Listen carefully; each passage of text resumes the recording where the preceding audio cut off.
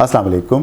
Radio Pakistan video podcast کے ساتھ میں ہوں میزبان اور پروڈیوسر سجاد پرویز, اور آج ہماری مہمان شخصیت ہیں vice chancellor Punjab university Lahore professor doctor Khalid Mahmood sahab. Khalid صاحب, میں آپ کو ریڈیو پاکستان کے ویڈیو پوڈ کاسٹ اسٹوڈیو میں خوش آمدید کہتا ہوں, اور گفتگو کا آغاز کرتا ہوں کہ ہمارے حال ہی میں وفاقی وزیر خزانہ نے نئے مالی سال کے وفاقی بجٹ کا اعلان کیا اسلام آباد میں قومی اسمبلی کے اجلاس میں.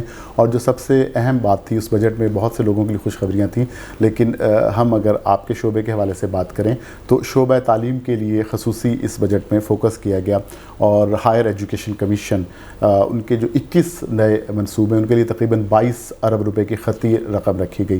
تو آپ پاکستان کی سب سے بڑی بلکہ سرکردہ یونیورسٹی پنجاب یونیورسٹی کے وائس چانسلر ہیں, تو آپ بطور وائس چانسلر ماہر تعلیم اس حوالے سے کیا فرمائیں گے؟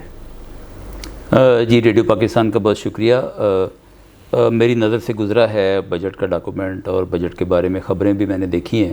جی, اس بجٹ میں کچھ باتیں تو یقیناً خوش آئند ہیں. لیپ ٹاپ سکیم کے لیے اچھی رقم رکھی گئی ہے, تقریباً 2 ارب روپے رکھے جی بالکل. اور لیپ ٹاپ سکیم جو ہے وہ آپ کہہ سکتے ہیں کہ گیم چینجر ہے اس ملک میں. ٹھیک, جب بچوں کو لیپ ٹاپ دیے گئے تو اس کے نتیجے میں آئی ٹی کی جو ایجوکیشن ہے وہ آگے بڑھی, اور فری لانسنگ کا ایک انقلاب پاکستان میں آیا, اور پچھلے سالوں کی نسبت پاکستانی جو نوجوان ہیں وہ فری لانسنگ کے ذریعے سے ایک اچھی رقم جو ہے وہ انٹرنیشنل مارکیٹ سے کما رہے ہیں. ٹھیک, تو میں یہ سمجھتا ہوں کہ آج کے جو بچے ہیں جو اب نئی کلاسز میں آ رہے ہیں ان کو بھی لیپ ٹاپ کی ضرورت ہے, اس لیے کہ ملک کی بڑی آبادی جو ہے وہ غربت کا شکار ہے اور لیپ ٹاپ اپنے طور پر افورڈ نہیں کرتے.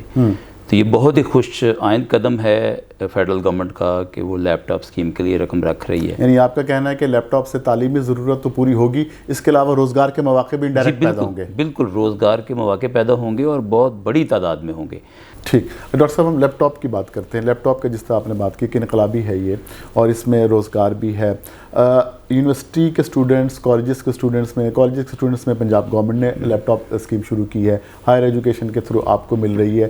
تو اب جو ایک نیا آئی ٹی میں اب آرٹیفیشل انٹیلیجنس کی ایک فیلڈ آ گئی ہے, آئی ٹی تو بہت پیچھے رہ گئی ہے, پھر سوشل میڈیا کے ذریعے بھی بچے ارننگ کر رہے ہیں.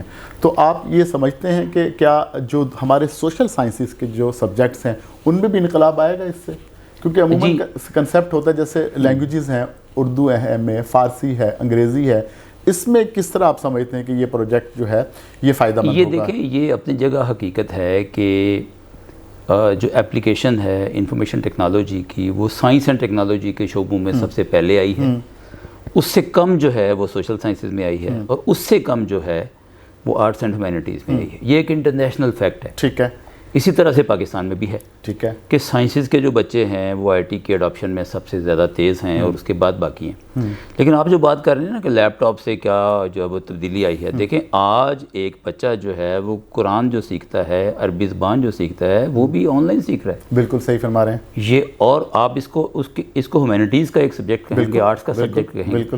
اسی طرح سوشل سائنسز کے بچوں کے بہت سارے پروجیکٹس جو ہیں اس کے لیے انہیں آن لائن ڈیٹا کی ضرورت ہوتی ہے, آن لائن ریسرچز کو پڑھنا ہوتا ہے, اور لیپ ٹاپ سکیم نے اس میں کوئی شبہ نہیں ہے کہ بہت بڑا انقلاب برپا کیا اس ملک میں. جی, ڈاکٹر صاحب آپ کا بہت شکریہ.